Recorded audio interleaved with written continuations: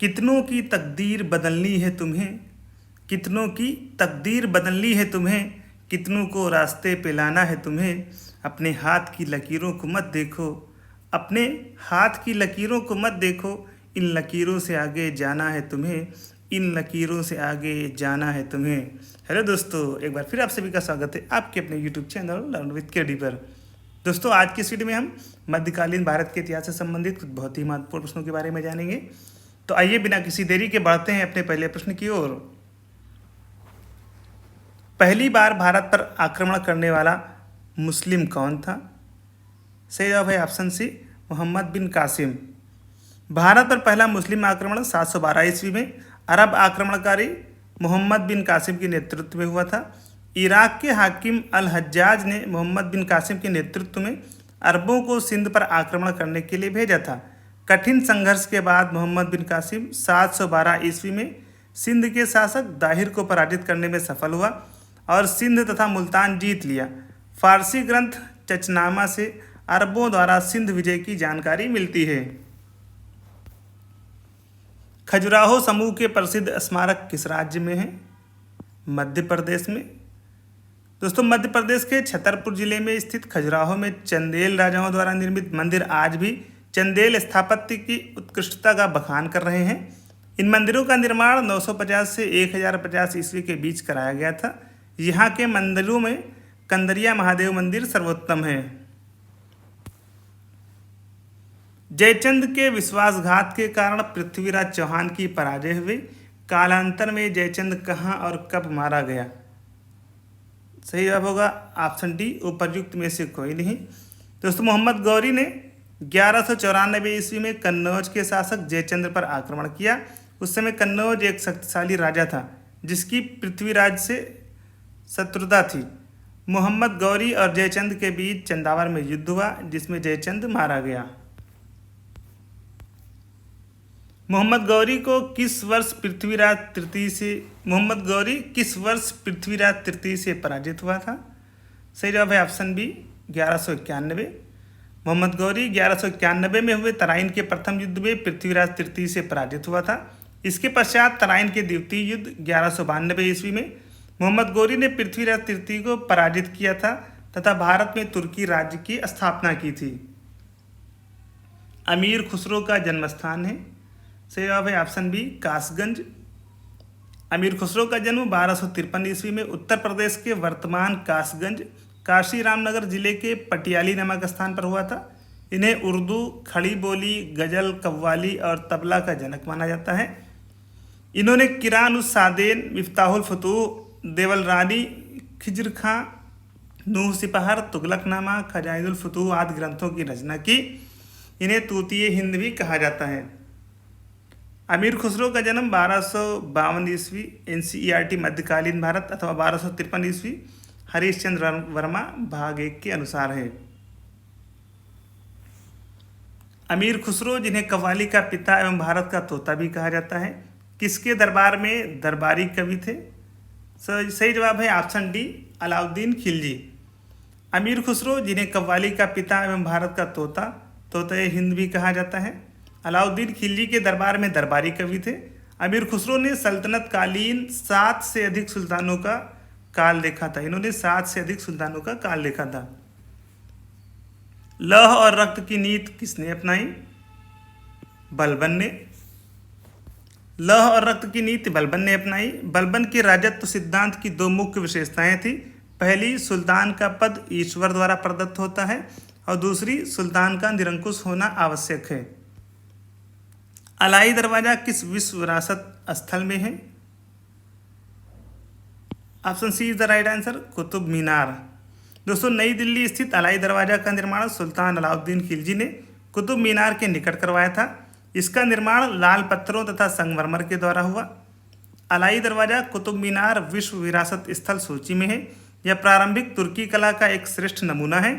इसके अलावा अलाउद्दीन ने सीरी के किले हजार खंभा महल का भी निर्माण करवाया। अलाउद्दीन खिलजी द्वारा बनाया गया प्रसिद्ध अलाई दरवाजा कहाँ पर स्थित है? नई दिल्ली। दिल्ली में अलाउद्दीन खिलजी के शासनकाल की अवधि क्या थी? Option A is the right answer. 1296 से 1316। दिल्ली में अलाउद्दीन खिलजी, वास्तविक नाम अली गुरसब के शासनकाल की अवधि 1296 से 1316 ईस्वी थी। इसने 1296 ईस्वी में धोखे से सुल्तान जलालुद्दीन की हत्या करके स्वयं सत्ता स्थगित कर ली थी। नालंदा प्राचीन शिक्षण एवं मठ का एक केंद्र कब नष्ट हो गया? 1200 ईस्वी में। मोहम्मद गोरी के एक साधारण दास इख्तिमारुद्दीन मोहम्मद बिन बख्तियार खिलजी ने 1193 से 1202 ईस्वी के मध्य बिहार की विजय की तथा नालंदा एवं विक्रमशिला बिहार को नष्ट कर दिया। नालंदा विश्वविद्यालय एक आवासीय विश्वविद्यालय का उदाहरण था जो बौद्ध शिक्षा का महत्वपूर्ण केंद्र था। यद्यपि नालंदा एवं विक्रमशिला शिक्षण केंद्र पर आक्रमण कई बार हुए, अतः नजदीकी उत्तर ऑप्शन सी हो सकता है। भारत पर तैमूर ने किस वर्ष आक्रमण किया था? 1398 में। मध्य एशिया के मंगोल सेनानायक तैमूर ने 1398 ईस्वी में तुगलक वंश के अंतिम शासक नासिरुद्दीन महमूद के समय भारत पर आक्रमण किया था। तैमूर का यह आक्रमण तुगलक वंश और दिल्ली दोनों के लिए विनाशकारी सिद्ध हुआ। किस शासक ने भारत में तुगलक वंश की नींव रखी थी? गयासुद्दीन तुगलक ने।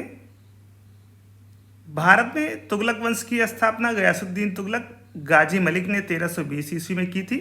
सिंचाई हेतु नहर निर्माण कराने वाला गयासुद्दीन पहला शासक था। दोस्तों बहुत ही महत्वपूर्ण पॉइंट है कि सिंचाई हेतु नहर निर्माण कराने वाला पहला शासक गयासुद्दीन था।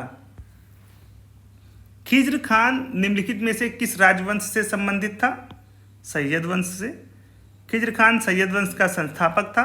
यह 1414 ईस्वी में दिल्ली की राजगद्दी पर बैठा। 1421 ईस्वी में खिज्र खान की मृत्यु हो गई। किसके शासनकाल में इब्ने बतूता भारत आया था? सही जवाब है ऑप्शन बी, मोहम्मद बिन तुगलक। मोरक्को का यात्री इब्ने बतूता तुगलक शासक मोहम्मद बिन तुगलक के शासनकाल में भारत आया था। मोहम्मद बिन तुगलक ने उसे राजदूत बनाकर चीन भेजा था। इब्ने बतूता का यात्रा वृत्तांत रेहला के नाम से जाना जाता है। दोस्तों इब्ने बतूता का जो यात्रा का वृत्तांत है ये रेहला के नाम से जाना जाता है। किस वर्ष बाबर ने सुल्तान इब्राहिम लोदी को पानीपत की लड़ाई में पराजित किया था? सही जवाब है 1526 ईस्वी में। 21 अप्रैल 1526 ईस्वी को बाबर और इब्राहिम लोदी के बीच पानीपत का प्रथम युद्ध हुआ। बाबर के पास विशिष्ट सुविधाएं थी। उसके तोपखाने ने इस युद्ध में आश्चर्यजनक कार्य किया। इब्राहिम लोदी की सेना संख्या में अधिक होते हुए भी पराजित हुई और इब्राहिम लोदी रण क्षेत्र में मारा गया। फलस्वरूप दिल्ली और आगरा पर बाबर का अधिकार हो गया। निम्नलिखित में से कौन दिल्ली सल्तनत के इतिहास का लेखक नहीं था? सही जवाब है ऑप्शन ए, अब्बास खां सरवानी। दिल्ली सल्तनत के इतिहास के लेखकों में अब्बास खां सरवानी शामिल नहीं थे। अब्बास खां सरवानी ने शेरशाह सूरी का इतिहास लिखा है तथा इस पुस्तक का नाम है तारीख शेरशाही। अन्य सभी ने, जियाउद्दीन बर्नी ने, अमीर खुसरो ने और मिन्हाजुल सिराज ने दिल्ली सल्तनत का इतिहास लिखा है। विजयनगर साम्राज्य के संस्थापक कौन थे? दोस्तों विजयनगर साम्राज्य की स्थापना 1336 ईस्वी में हरिहर एवं बुक्का नामक भाइयों ने मिलकर की थी। उन्होंने संगम वंश की नींव रखी एवं शासन किया। यद्यपि हरिहर प्रथम शासक था परंतु विजयनगर साम्राज्य की स्थापना हरिहर एवं बुक्का दोनों ने मिलकर की थी। अतः इस प्रश्न के दो विकल्प ए और बी सही होंगे। विजयनगर राज्य किस नदी के किनारे स्थित था? तुंगभद्रा नदी के किनारे। कृष्णा नदी की सहायक तुंगभद्रा नदी के तट पर हरिहर प्रथम एवं बुक्का राय प्रथम नामक दो भाइयों ने 1336 ईस्वी में विजयनगर राज्य की स्थापना की थी। विजयनगर राज्य का वर्तमान नाम हम्पी है। इस साम्राज्य पर 4 राजवंशों संगम वंश, सालुव वंश, तुलुव वंश एवं अराविडु वंश ने लगभग 300 वर्षों तक शासन किया। विजयनगर साम्राज्य का सबसे प्रसिद्ध राजा कृष्णदेवराय था। विजयनगर का साम्राज्य उनके कार्यकाल में भव्यता के शिखर पर पहुंच गया। तुलुव राजवंश की स्थापना किसने की थी? सही जवाब हो जाएगा ऑप्शन डी, वीर नरसिंह ने। तुलुव राजवंश की स्थापना 1505 ईस्वी में वीर नरसिंह तुलुव द्वारा की गई। वीर नरसिंह तुलुव ने 1509 ईस्वी तक विजयनगर पर शासन किया। तत्पश्चात उसके भाई कृष्णदेवराय ने 1509 ईस्वी से 1529 ईस्वी तक शासन किया। कृष्णदेवराय के समय में विजयनगर साम्राज्य ऐश्वर्य और शक्ति की चरम सीमा पर पहुंच गया। कृष्णदेवराय ने नागल्लपुर नामक एक नवीन नगर बसाया तथा अमुक्त माल्यद नामक ग्रंथ की रचना की। दोस्तों, अमुक्त माल्यद इसकी रचना की थी कृष्णदेवराय प्रथम ने। मुगल शासक बाबर ने भी अपनी आत्मकथा में कृष्णदेवराय को भारत का सर्वाधिक शक्तिशाली शासक बताया। किस प्राचीन साम्राज्य में महिलाएं कुश्ती में भाग लेती थीं? विजयनगर साम्राज्य में। चोल और बहमनी साम्राज्य के अंतर्गत स्त्रियों की दशा बहुत अच्छी नहीं थी। विजयनगर साम्राज्य में स्त्रियों को समाज में सम्मान प्राप्त था। इस काल में स्त्रियों को शिक्षा प्राप्त करने का अधिकार था। उनको राज्य सेवा में भी स्थान प्राप्त होता था। वे संगीत, नृत्य और ललित कलाओं के अतिरिक्त शस्त्र विद्या में भी भाग लेती थीं। पायस के अनुसार कुश्ती लोकप्रिय खेल था। यह पुरुषों और महिलाओं में समान रूप से प्रचलित था। स्त्रियां अंगरक्षिका और सुरक्षाकर्मी के रूप में नियुक्त की जाती थीं। वह युद्ध क्षेत्र में भी जाती थीं। मुगल साम्राज्य से संबंधित प्रश्न। निम्न में से किस शासक की मृत्यु उसके पुस्तकालय की सीढ़ियों से गिरकर हुई थी? सही जवाब है ऑप्शन डी, हुमायूं। हुमायूं की मृत्यु दिल्ली में दीन पनाह भवन में स्थित पुस्तकालय की सीढ़ियों से गिरकर हुई थी। लेन पूल ने हुमायूं पर टिप्पणी करते हुए कहा, हुमायूं जीवन भर लड़खड़ाता रहा और लड़खड़ाते हुए अपनी जान दे दी। ये कहा था लेन पूल ने। हुमायूं की दुर्घटना में आकस्मिक मृत्यु के उपरांत उनके बेटे अकबर को कहाँ मुगल सिंहासन पर बैठाया गया था? कलानौर में। हुमायूं की दीन पनाह पुस्तकालय शेरमंडल की सीढ़ियों से उतरते समय जनवरी 1556 में मृत्यु हो गई थी। हुमायूं की मृत्यु के बाद 14 फरवरी 1556 को अकबर का कलानौर में राज्याभिषेक कराया गया। इस समय अकबर की आयु मात्र 13 वर्ष 3 माह थी। अपने पिता की मृत्यु के समय अकबर अपने शिक्षक बैरम खां के साथ कलानौर में था। निम्नलिखित किन सम्राटों के शासनकाल में भारत का पहला रुपया मुद्रित हुआ था? शेरशाह सूरी। अफगान शासक शेरशाह सूरी 1540 से 1545 के शासनकाल में भारत का पहला रुपया मुद्रित किया गया। इसका वजन 178 ग्रेन 178 ग्रेन था। ये रुपया चांदी का था। इनमें से किसने भूमि मापांकन की व्यवस्था प्रारंभ की थी? सही जवाब है शेरशाह ने। उपर्युक्त शासकों में से शेरशाह सूरी ने भूमि मापांकन की व्यवस्था की थी। उसने गजय सिकंदरी द्वारा भूमि की पैमाइश कराई। उपज के आधार पर भूमि को उत्तम, मध्यम और निकृष्ट 3 श्रेणियों में बांटा गया। जलालुद्दीन मोहम्मद किस नाम से प्रसिद्ध है? अकबर के नाम से। अकबर का पूरा नाम जलालुद्दीन मोहम्मद अकबर था। उसे सब अकबर नाम से बुलाते थे। वह मुगल साम्राज्य का सबसे शक्तिशाली बादशाह था। अकबर तैमूर वंशावली में उल्लिखित भारत में मुगल वंश का तीसरा शासक था। सम्राट अकबर मुगल साम्राज्य के संस्थापक जहीरुद्दीन मोहम्मद बाबर का पौत्र और नसीरुद्दीन हुमायूं का पुत्र था। प्रारंभ में अकबर का संरक्षक कौन था? बैरम खां। अकबर का जन्म 1542 ईस्वी में अमरकोट के राजा वीरसाल के महल में हुआ था।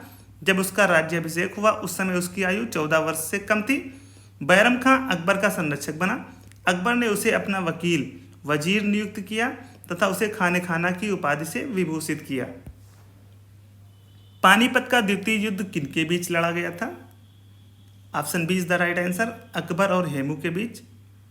पानीपत हरियाणा का दूसरा युद्ध 5 नवंबर 1556 को अकबर एवं हेमचंद विक्रमादित्य के बीच लड़ा गया था, जिसमें हेमू की पराजय हुई तथा बैरम खान ने उसकी हत्या कर दी। हेमू आदिल शाह का वजीर एवं सेनापति था। आदिल शाह की तरफ से उसने 24 युद्धों में भाग लिया था, जिनमें से 22 में उसे विजय प्राप्त हुई थी। अकबर के नवरत्न के बारे में इनमें से कौन सा सही ढंग से मेल नहीं खाता? सही जवाब हो जाएगा ऑप्शन बी, राजा मानसिंह। वो अकबर के वित्त मंत्री थे। ये मेल नहीं खाता है। दोस्तों, अकबर के राजदरबार के नवरत्नों में एक राजा मानसिंह अकबर के सेनापति थे, ना कि वित्त मंत्री। अन्य विकल्प सुमेलित हैं। राजा मानसिंह जयपुर राजघराना के कछवाह वंश के शासक थे। दोस्तों, अबुल फजल वो अकबर के वजीर थे और अकबर के शासनकाल में अकबरनामा के लेखक थे। अब्दुल रहीम खान खाना ये कवि थे और अकबर के भरोसेमंद देखभाल करने वाले बैरम खां के पुत्र थे। मुल्ला दो प्याजा वो मुगल सम्राट अकबर के मुख्य सलाहकारों में से एक थे। अकबर ने अपने दरबारी संगीतज्ञ के रूप में किसे नियुक्त किया था? मियाँ तानसेन को। अकबर ने मियाँ तानसेन को दरबारी संगीतज्ञ के रूप में नियुक्त किया। वह अकबर के नवरत्नों में से एक थे। अकबर के दरबार में आने से पहले तानसेन रीवा के राजा रामचंद्र के दरबार में रहते थे, जहां से अकबर ने उन्हें अपने दरबार में बुलाया और उच्च स्थान प्रदान किया। अकबर ने तानसेन को कंठा भरण वाड़ी विलास की उपाधि प्रदान की थी। अकबर ने तानसेन का मूल नाम रामतनु पांडेय था। उनका मकबरा ग्वालियर में स्थित है। अकबर के दरबार में प्रसिद्ध कवि थे Rahim Khan. Option C the right answer. दोस्तों, अकबर का प्रसिद्ध दरबारी मिर्जा अब्दुल रहीम खान खाना हिंदी का श्रेष्ठ कवि था। रहीम के उपनाम के लिखे गए दोहे आज भी प्रसिद्ध हैं। अकबर के नवरत्नों में से एक अब्दुल रहीम खान खाना ने बाबर की आत्मकथा तुरुके बाबरी को उसके तुर्की मूल रूप से फारसी में अनुवादित किया, जो बाबरनामा के नाम से प्रसिद्ध है। अकबर का राजकवि फैजी अपने समय का श्रेष्ठ कवि था। बुलंद दरवाजा बनवाया गया था अकबर के द्वारा। अकबर ने गुजरात विजय 1572-73 ईस्वी में की थी और फतेहपुर सीकरी नामक नगर की स्थापना कराई थी। एक वर्ग के इतिहासकारों का मत है कि गुजरात विजय के उपलक्ष्य में सम्राट अकबर ने सीकरी के बुलंद दरवाजे का निर्माण विजय स्तंभ के रूप में किया था, जबकि पर्सी ब्राउन ने इसका निर्माण दक्षिण विजय 1601 ईस्वी के उपलक्ष्य में बताया है। अकबर द्वारा बनवाया गया प्रसिद्ध ऐतिहासिक स्मारक बुलंद दरवाजा उत्तर प्रदेश के जिले में स्थित है। तो सही जवाब होगा ऑप्शन सी, आगरा जिले में। दोस्तों, बुलंद दरवाजा उत्तर प्रदेश के आगरा जिले के फतेहपुर सीकरी में स्थित है। इसका निर्माण मुगल सम्राट अकबर द्वारा करवाया गया था। इनमें से कौन सा मुगल सम्राट अनपढ़ था? अकबर। मुगल सम्राट जलालुद्दीन मोहम्मद अकबर अनपढ़ था। अकबर का जन्म 15 अक्टूबर 1542 को राजपूत राज अमरकोट के किले में हुआ था। 1540 ईस्वी में अकबर के पिता हुमायूं की बिलग्राम युद्ध में शेरशाह के हाथों पराजय के बाद उसे 1555 ईस्वी तक शरणार्थी के रूप में रहना पड़ा, जिससे अकबर की शिक्षा का उचित प्रबंध नहीं किया जा सका। इनमें से किसने अकबर की धार्मिक नीति की आलोचना की? बदायूनी ने। अब्दुल कादिर बदायूनी अकबर की धार्मिक नीति का आलोचक था। उसने मुंतखबुत तवारीख नामक पुस्तक की रचना की। दोस्तों, मुंतखबुत तवारीख नामक पुस्तक की रचना बदायूनी ने की थी। हल्दी घाटी का युद्ध सन 1576 में किन के बीच लड़ा गया था? महाराणा प्रताप और अकबर के बीच। हल्दी घाटी का युद्ध 18 जून 1576 को मेवाड़ के महाराणा प्रताप और मुगल शासक अकबर के बीच हुआ था। इसमें मुगल सेना का नेतृत्व मान सिंह तथा आसफ खान ने किया था। इस युद्ध में महाराणा प्रताप की ओर से लड़ने वाले एकमात्र मुस्लिम सरदार हकीम खां सूर थे। इस युद्ध के परिणाम के संदर्भ में ऐसा माना जाता है कि इस युद्ध में न तो अकबर जीत सका और न ही राणा हारे। भारत में जहांगीर का शासनकाल क्या था? 1605 से 1627 ईस्वी। भारत में जहांगीर का शासनकाल 1605 से 1627 ईस्वी तक था। वो अकबर के बाद दिल्ली की गद्दी पर बैठा। उसके बचपन का नाम नूरुद्दीन मोहम्मद सलीम था। जहांगीर के बचपन का नाम नूरुद्दीन मोहम्मद सलीम था। थॉमस रो मुगल सम्राट जहांगीर से किस किले में मिला था? अजमेर के किले में। थॉमस रो मुगल सम्राट जहांगीर से अजमेर के किले में मिला था। वह ब्रिटिश सम्राट जेम्स प्रथम के राजदूत के रूप में मुगल दरबार में आया था। इनमें से कौन सा मुगल बादशाह शराब को छूता तक नहीं था? औरंगजेब। औरंगजेब का व्यक्तिगत जीवन आदर्श था। वह अपने आचार विचार पर कठोर नियंत्रण रखता था। वह सादा भोजन करता था और सादे वस्त्र पहनता था। वह शराब बिल्कुल नहीं पीता था। निम्नलिखित में किसके शासनकाल में मुगलों और मराठों के बीच द्वंद्व प्रारंभ हुआ? औरंगजेब। 1656 ईस्वी में शाहजहां के शासनकाल में सर्वप्रथम शिवाजी के नेतृत्व में मराठों ने मुगल क्षेत्र पर आक्रमण किया, लेकिन मराठों व मुगलों में प्रत्यक्ष संघर्ष औरंगजेब के शासनकाल में शुरू हुआ। 1665 ईस्वी में पुरंदर के युद्ध में शिवाजी की भिड़ंत मुगल सेनापति जयसिंह से हुई। आगे चलकर 1680 से 1707 ईस्वी तक मुगलों के खिलाफ मराठों का स्वतंत्रता संघर्ष चला। औरंगजेब किसका पुत्र था? शाहजहां का। औरंगजेब मुगल बादशाह शाहजहां और मुमताज महल का पुत्र था। इसका 2 बार राज्याभिषेक हुआ था। इसके शासनकाल में सर्वाधिक हिंदू सेनापति थे। इसका शासनकाल 1658 से 1707 ईस्वी तक था। ताजमहल के सुलेखक कैलीग्राफर ने 1648 ईस्वी में इसकी रचना की और पूरा किया। सही जवाब है ऑप्शन सी, अमानत खान सिराजी। दोस्तों, शाहजहां ने अपनी प्रिय पत्नी अर्जुमंद बानो बेगम मुमताज महल, जिसकी मृत्यु 1630 ईस्वी में हुई, की याद में ताजमहल का निर्माण करवाया। ताजमहल का निर्माण 1632 ईस्वी में शुरू हुआ और 1648 ईस्वी में पूरा हुआ। अमानत खान सिराजी ताजमहल का कैलीग्राफर था। कवि गयासुद्दीन ने मकबरे के पत्थर पर इबारतें लिखी हैं, जबकि इस्माइल खान अफरीदी ने इसके गुंबद का निर्माण किया था। ताजमहल के डिजाइनर का नाम उस्ताद अहमद लाहौरी था। दिल्ली का प्रसिद्ध लौह स्तंभ जो सदियों से बिना जंग लगे खड़ा है, वो निम्नलिखित में से किस ऐतिहासिक परिसर में स्थित है? Option C is the right answer, Qutub Minar परिसर में। दिल्ली का प्रसिद्ध लौह स्तंभ कुतुब मीनार परिसर कुव्वतुल इस्लाम मस्जिद में अवस्थित है। यह लौह स्तंभ भारतीय विज्ञान और वास्तुकला का उत्कृष्ट नमूना है, क्योंकि इसमें जंग नहीं लगी है। इसका निर्माण गुप्त काल में किया गया था। बिहार राज्य के सासाराम शहर में निम्नलिखित किस प्राचीन सम्राट का मकबरा स्थित है? शेरशाह सूरी का। शेरशाह सूरी का मकबरा बिहार के सासाराम नामक स्थान पर एक तालाब के बीच ऊंचे चबूतरे पर बना है। यह आकार एवं गौरव दोनों दृष्टियों से भारतीय इस्लामिक निर्माण कला का सम्मिश्रण प्रदर्शित करता है। प्रसिद्ध चित्रकार मीर सैयद अली चित्रकारी हेतु किस मुगल शासक के सहयोगी थे? हुमायूं के। प्रसिद्ध फारसी चित्रकार मीर सैयद अली मुगल शासक हुमायूं के सहयोगी थे। इसने अब्दुस्समद के साथ मिलकर मुगल चित्रकला की नींव रखी। विश्व प्रसिद्ध मोर सिंहासन का निर्माण और उसकी लाल किले में स्थापना निम्न में से किस मुगल शासक ने की थी? शाहजहां ने। शाहजहां ने 1648 ईस्वी में दिल्ली शाहजहानाबाद में एक चतुर्भुज आकार का किला बनवाया था, जो लाल बलुआ पत्थर से निर्मित होने के कारण लाल किले के नाम से प्रसिद्ध हुआ। इसी किले के दीवाने आम के पीछे की दीवार में बना एक कोष्ठ, जहां पर विश्व प्रसिद्ध तख्त ताउस रखा जाता था, जिसे मयूर सिंहासन, मोर सिंहासन कहा जाता था। दिल्ली में कुतुब मीनार दुनिया की सबसे ऊंची ईंट की बनी मीनार है। इनमें से कौन से राजा ने इसके निर्माण में योगदान नहीं दिया? सही जवाब है ऑप्शन सी, अलाउद्दीन खिलजी। दोस्तों, दिल्ली में स्थित कुतुब मीनार का निर्माण कुतुबुद्दीन ऐबक ने आरंभ करवाया और सुल्तान इल्तुतमिश के कार्यकाल में इसका निर्माण कार्य पूर्ण हुआ। फिरोज शाह तुगलक के शासनकाल में बिजली गिरने से इसकी चौथी मंजिल क्षतिग्रस्त हो गई थी, अतः फिरोज शाह ने उसे तुड़वाकर उसके स्थान पर 2 मंजिलों का निर्माण करवाया। इस प्रकार कुतुब मीनार में 4 मंजिलों के स्थान पर 5 मंजिलें बन गई, जो आज भी विद्यमान है। स्पष्ट है कि कुतुब मीनार के निर्माण में अलाउद्दीन खिलजी का कोई योगदान नहीं है। कुतुब मीनार कहाँ स्थित है? दिल्ली में स्थित है।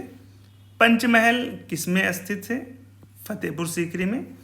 पंचमहल का निर्माण मुगल बादशाह अकबर द्वारा करवाया गया था। यह इमारत फतेहपुर सीकरी किले की सबसे ऊंची इमारत है। पिरामिड आकार में बने पंचमहल को हवा महल भी कहा जाता है। मुगल बादशाह अकबर के इस निर्माण कार्य में बौद्ध विहारों एवं हिंदू धर्म का प्रभाव स्पष्टता दिखाई देता है। पंचमहल को पत्थर में स्वप्न नामक उपनाम से संबोधित किया गया है। पंचमहल को पत्थर में स्वप्न उपनाम से संबोधित किया जाता है।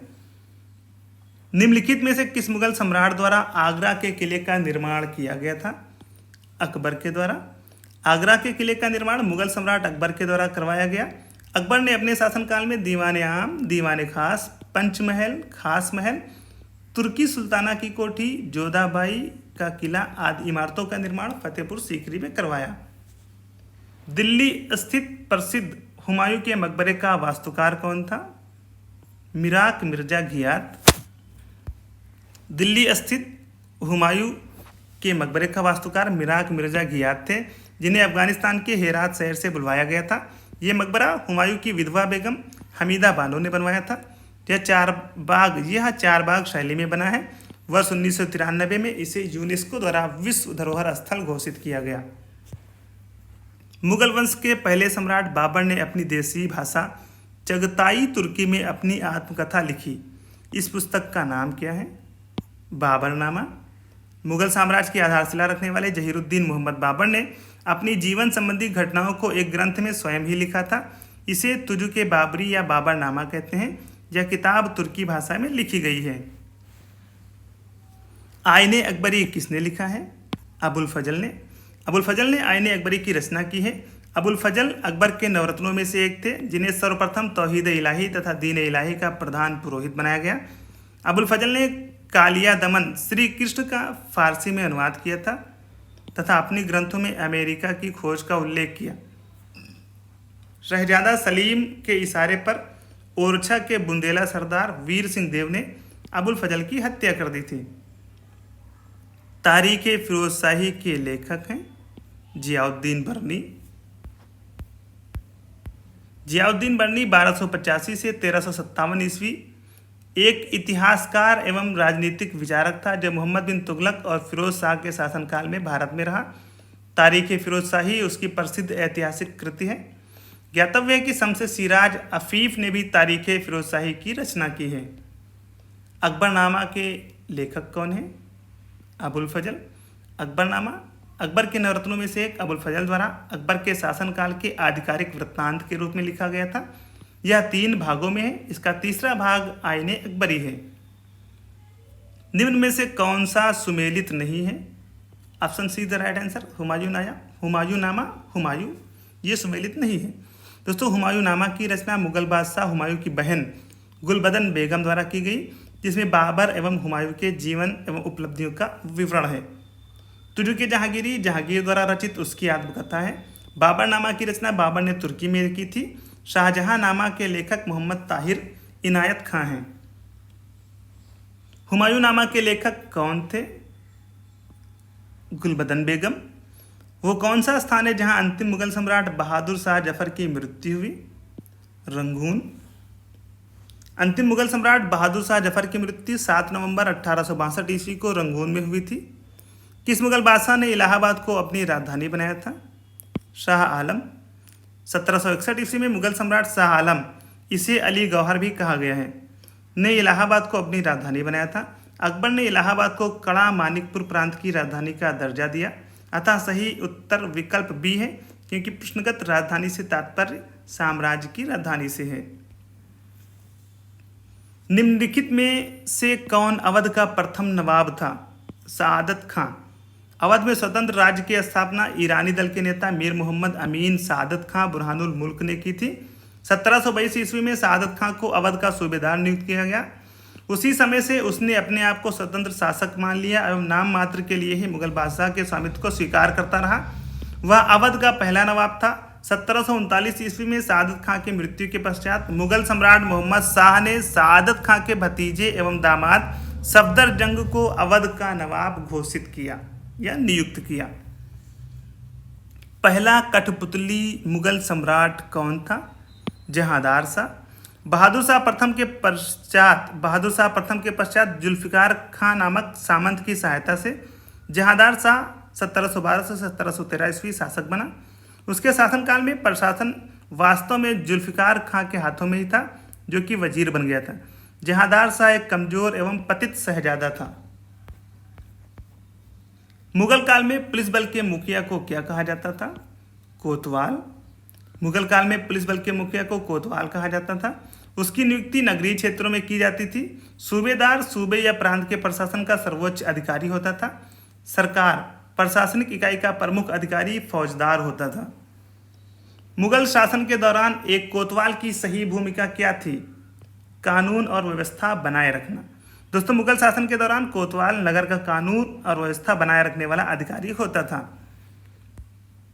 किस वर्ष में गोविंद सिंह ने बैसाखी दिवस को आनंदपुर साहिब में सिखों की सामान्य बैठक बुलाई थी तथा खालसा अथवा पवित्र की नींव रखी थी? दोस्तों, गुरु गोविंद सिंह जी ने 1699 ईस्वी में बैसाखी के दिन आनंदपुर साहिब में खालसा अथवा पवित्र की नींव रखी थी 1699 ईस्वी में। इस मत से दीक्षित प्रत्येक व्यक्ति को पंचककार अर्थात केस, कंघा, कड़ा, कच्छा और कृपाण धारण करने की शपथ लेनी पड़ती थी तथा नाम के अंत में सिंह उपाधि दी जाती थी। अतः दिए गए विकल्पों में कोई भी उत्तर सही नहीं है, UPSSC द्वारा जारी संशोधित उत्तर पत्रक में इस प्रश्न का उत्तर विकल्प ए माना गया है, जो कि त्रुटिपूर्ण है।